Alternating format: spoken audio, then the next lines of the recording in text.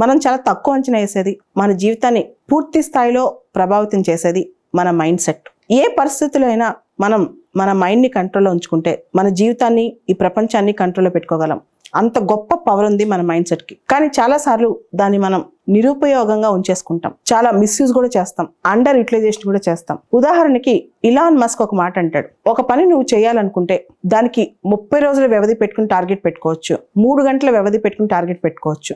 మనం పెట్టిన టార్గెటే మన మైండ్. మనం దానికి చాలా హారిజాన్స్ ఉంటాయి, అంటే మన మైండ్కి చాలా విస్తృతమైన శక్తి ఉంటుంది, ఏదనుకుంటే అది సాధించే శక్తి ఉంటుంది. కానీ మనం చేయలేము, మన చేత కాదు, మనకు చాలా టైం కావాలి. కొన్నిసార్లు అయితే నిరవధికంగా ఎటువంటి డేట్ లేకుండా, ఎటువంటి టైం ఫ్రేమ్ లేకుండా టార్గెట్స్ పెట్టుకుంటాం. దానివల్ల నష్టం మనకే.